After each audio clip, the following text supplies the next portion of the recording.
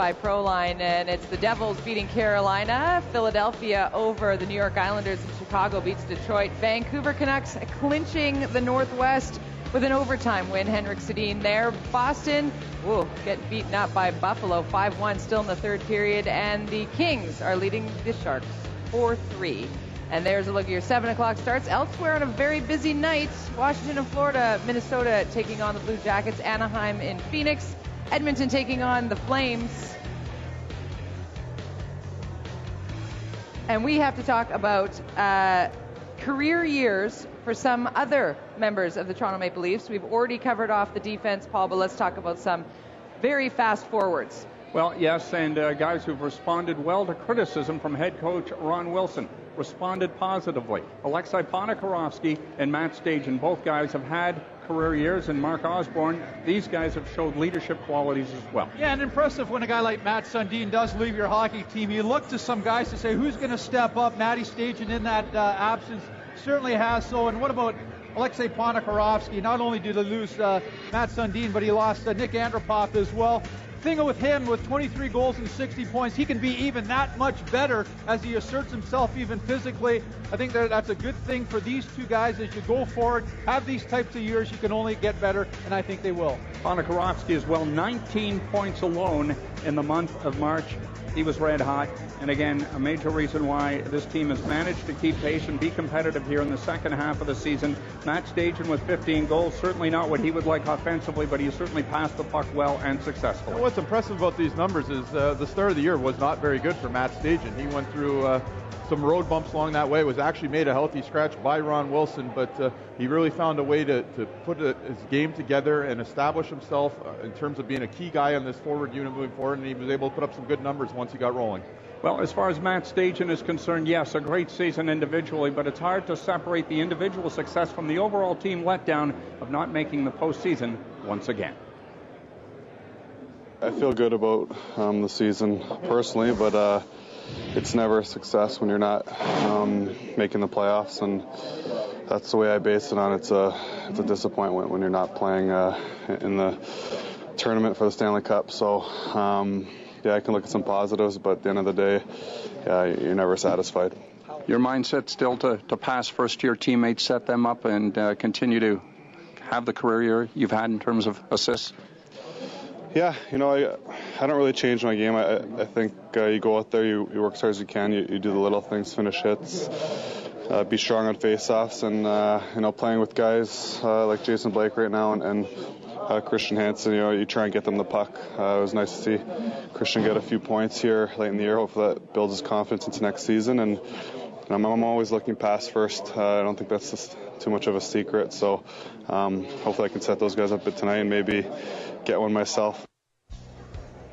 Well, from veterans to rookies, let's talk about Grabowski and Kuhlman. Mark Osborne, these two have combined for 35 goals, and the patience by the coaching staff has really started to pay off. Yeah, you know what? There's obviously some great upside. They're young. They've got some offensive flash. I mean, Kuhlman is a guy that I'm most impressed with. I mean, Ron Wilson, his coach, said this guy doesn't have good hands. I mean, I'm contrary to that belief. I do think he has good hands, and he goes into traffic well. Grabowski, the same thing, showing some passion.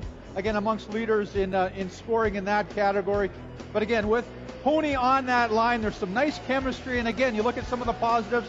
Those are some of the things that can occur when you lose players at the trading deadline. These guys have certainly picked up and well-rounded games have developed. Kuhlman as well will be eligible to play for the Toronto Marlies, so a chance to step up his game at that level and hopefully into a long run in the spring. We look at NHL debuts. No fewer than 10 Maple Leafs made their NHL debuts this season, and this is just a great step, albeit, Mark Morrow, a baptism under fire for this franchise as it attempts to turn the corner. Sometimes that's the best way to get guys in there is when they have a big group of them and they can all feel comfortable. It's not one guy where the spotlight is completely on them. And yes, we all know there's going to be some growing pains as you go through a rebuilding process, but the fact that the Leafs could work in that many fresh, raw rookies into the lineup and have the kind of success they did with them, again, bodes well for their future development. They've all had a taste. Some guys have done better than others, but now they know what they need to work on to really become bona fide NHL players.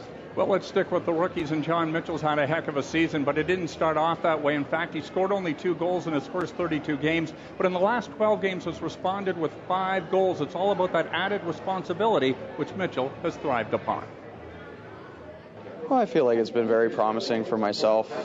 Just not knowing what to expect coming into training camp. Obviously, I'd never played a game, for the Leafs, and then, given the opportunity to play quite a few preseason games and, make the team right out of camp was obviously a huge thrill for me and my family and everyone. So, that was a big step in itself right there. And then, to be able to be up here the whole year and then eventually be given, a little bit more ice time and, significant playing time on the power play and penalty kill has been, it's been great for me, myself, and, for my development. Can you reflect back on the euphoria of November 1st and that 3-point game against the Rangers, which really got it started offensively for you on this team? Yeah, well, that was obviously a game that I'll never forget for the rest of my life. Being able to score your first goal and kind of mount a huge comeback and obviously win in that game. So, yeah, that was definitely a thrill for me and, kind of kick-started everything after that. In the elevation to top-line minutes, once Dominic left the last couple of months, I guess the growth curve has really been hastened.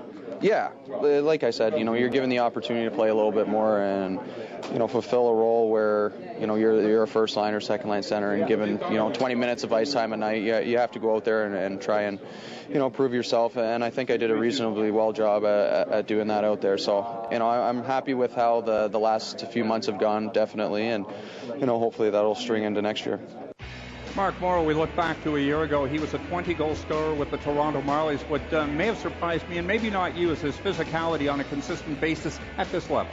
And that was the one ingredient that he really had to work into his game and realize that when he had that element going, when he was playing physical, when he was playing with that extra intensity, he was a better player. I think we first discovered that when he played with the Toronto Marlies in their playoff run last year. Playoff hockey, obviously very physical. He continued his 20-goal season of a year ago with the Marlies into that playoffs as their leading scorer through the playoffs as they went to the conference finals. Now he's taken it to this level. And again, you talk about Ian White playing in every situation. Ron Wilson has used and tested him in just about every kind of role, whether it was a checking fourth line role, whether it was on the penalty kill, power play, whether it was getting first line minutes. He's experienced it all. Now he's got to take that, digest it, and move on with it through the summer and into next year. Brian Burke continues to stock the cupboard, and we'll look at the two recent NCAA signings of Hansen and Bozak. How do we measure our expectations of them moving forward, Mark? Well, it's a little bit early, Henny. We would all agree with Christian Hansen. Yes, 4 games, 1 goal, 1 assist. Looks like he has some offensive flair. He needs to get to those danger areas to score goals.